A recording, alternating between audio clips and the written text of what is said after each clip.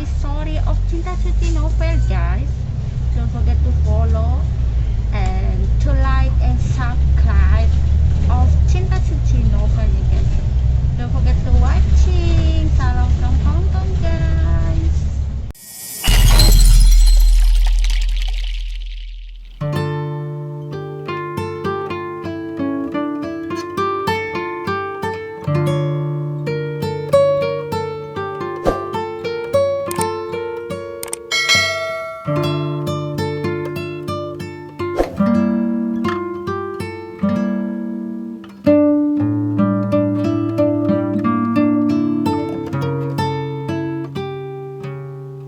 Aku diam terpaku menyaksikan apa yang tampak di hadapanku. Dia yang kucintai serta aku hormati ternyata membohongiku. Untuk apa berbohong? Kenapa ia tidak jujur? Ingin rasanya aku turun dari taksi ini, menghampiri Mas Alan yang kini tengah mengobrol akrab dengan dua orang lelaki dan dua orang wanita. Dan salah satu dari dua orang wanita itu adalah Mbak Ariana. Dengan tangan gemetar, aku meraih ponsel yang kusimpan di dalam tas. Berulang kali aku berusaha menghubungi nomor Mas Alan, namun tidak diangkat-angkat. Akhirnya aku pun menghubungi nomor Mbak Ariana. Panggilan pertamaku di-rejectnya, namun akhirnya panggilanku yang ketiga diangkat.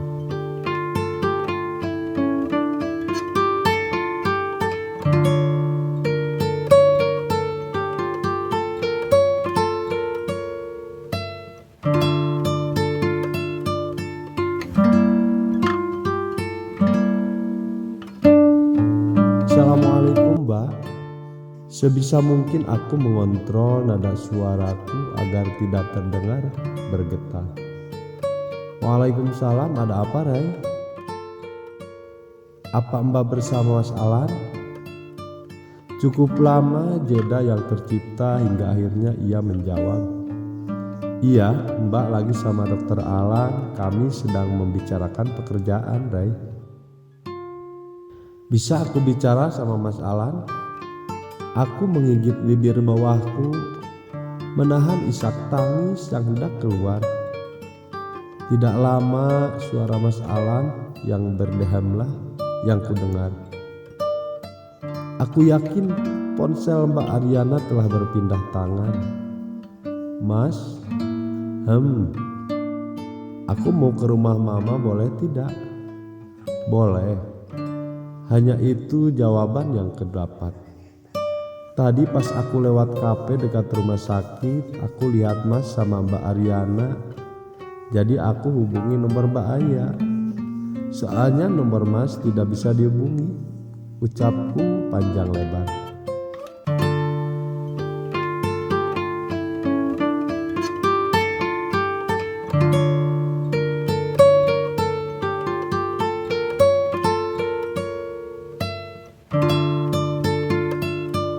"Nanti aku akan menjemputmu." Setelah mengucapkan kalimat itu, ia mematikan ponselnya. Tangis tidak dapat lagi kutahan. Ya Allah, apa yang harus kulakukan? "Neng menangis ya?" tanya sopir taksi yang dari tadi hanya diam kala menyaksikanku menahan tangis. "Maaf Pak, antarkan saya ke Lamet ini ya." Aku menyebutkan alamat mamaku, bukan mama anak. Kepalaku rasanya ingin pecah dan sakit di perutku semakin menjadi. Sesampainya di rumah mama, aku segera ke kamar, kurebahkan tubuhku di atas tempat tidur. "Mbak Reina sakit ya? Mau Mbak buatkan apa?"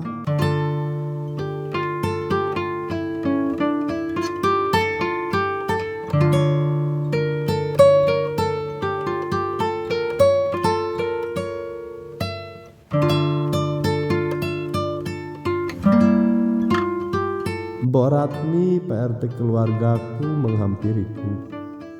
Aku hanya menjawab dengan gelengan kepala. Mbok telepon mama Mbak Reina ya. Tidak usah Mbok, ntar mama malah khawatir, cegahku. Mama sedang menginap di Malang. Setelah kepergian papa, mama lebih senang menghabiskan waktu di sana. Aku sangat bersyukur karena mama sedang ada di Malang. Itu membuatku terbebas dari tuntutan penjelasan yang pasti akan mama tanyakan. Sepeninggal si Embo, aku menarik selimut hingga menutupi kepalaku. Di balik selimut, aku menangis terseduh. Ku ingat kembali pemandangan saat Mas Alan dan Mbak Aya di kafe.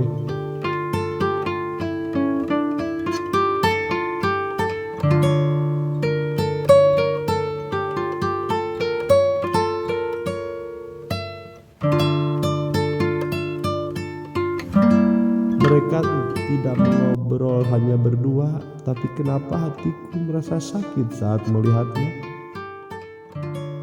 Reina terbangun dari tidurnya saat ia merasakan usapan lembut di dahinya. Namun ia lebih memilih untuk tetap memejamkan matanya. Ia tahu Alan telah berada di sampingnya. Membelai pucuk kepalanya dengan lembut. Maafkan aku. Lagi-lagi aku menyakitimu. Suara Alan terdengar begitu lirih. Reina tahu dengan pasti kalau dalam hal ini yang sakit bukan hanya dia. Alan pun merasakan hal yang sama. Reina sakit melihat Alan bersama perempuan lain.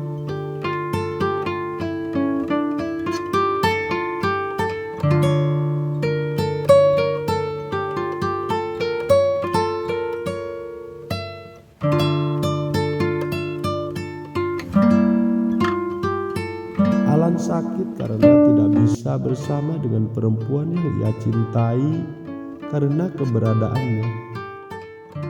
Ya, itulah pemikiran yang kini menghantui Reina. Ia kini menjadi orang ketiga di antara kisah terdiam dalam cinta Alan dan Ariana. Ia yakin kalau cinta Alan pada Ariana kembali bersemi.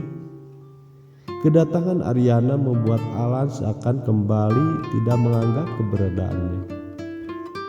Aku sungguh bingung, Rai. Alan memegang erat tangannya. Reina dapat merasakan tetesan air membasahi tangannya.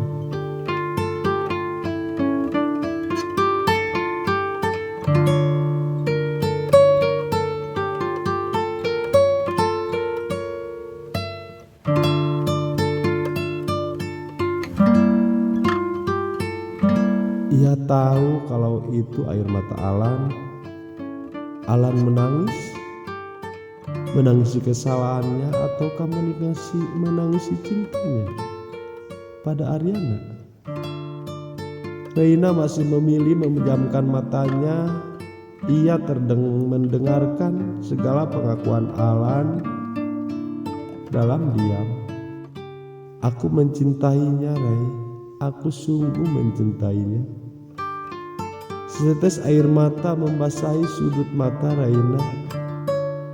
Pengakuan cinta Alan lebih menyakitkan daripada saat ia melihat Alan dengan Ariana di kafe. Pengakuan cinta itu bukan untuknya. Perlahan Reina mulai membuka matanya. Mas, Reina berusaha tersenyum. Ia bersikap seakan ia tidak tahu apa-apa dan tidak mendengar pengakuan Alan.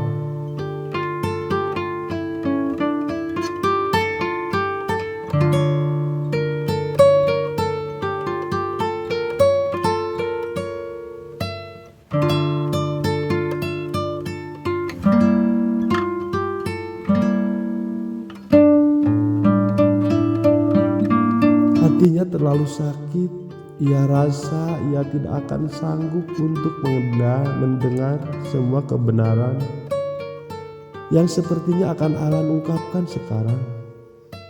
Kamu sakit?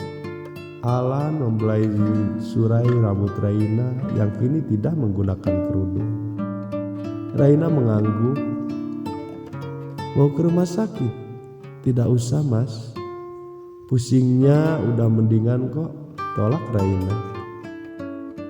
Ia melirik jam yang menggantung di dinding kamarnya. Sudah pukul 1 siang. Mas sudah makan siang? Alan menggeleng. Mau aku masakin apa buat makan siang? Kau sedang sakit, jadi istirahat saja.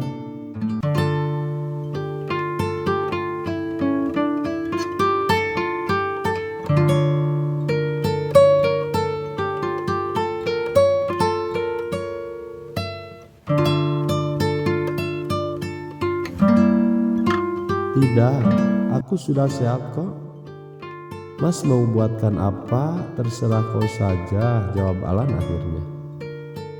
Ya sudah, aku mau masak ayam rica-rica sama tumis kangkung ya. Tapi sebelum masak, aku mau sholat dulu. Raina segera beranjak ke kamar mandi untuk mengambil air wudhu. Di dalam kamar mandi, ekspresi cerianya seketika berubah sendu. Ia menatap pantulan wajahnya di cermin wastafel. Mukanya pucat, mata dan hidungnya merah. Kentara sekali kalau ia habis menangis.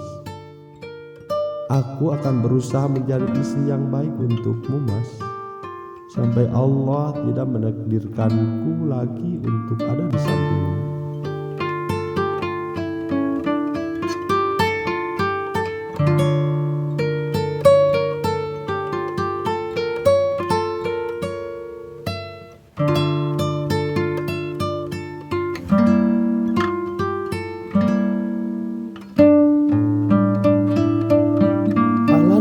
Memandang Raina yang kini sedang sibuk di dapur. Istrinya sudah terlihat luwes beraktivitas di dapur. Tidak ada lagi teriakan yang keluar dari bibirnya saat minyak goreng berbuih. Mas, minyaknya nyeremin, kalau kena tangan bisa ngelepukan. Kalimat itulah yang selalu Raina katakan saat sekali pertama ia mengajak Raina untuk masak bersama. Istri yang baik itu harus menyenangkan hati suaminya. Dan kau tahu Ray, hati suami itu gampang banget dibikin senang. Apa Mas?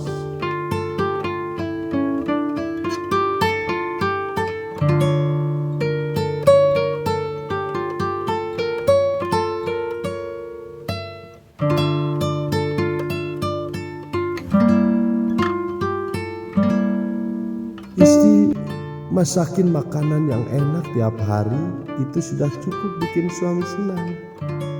Ya sudah, besok aku mau kursus masak ya. Biar tiap hari Mas senang. Hati suami senang, tabungan pahalaku makin banyak deh. Jangan kebiasaan ngitung pahala, karena belum tentu pahala yang kau hitung itu memang mendapatkan pahala.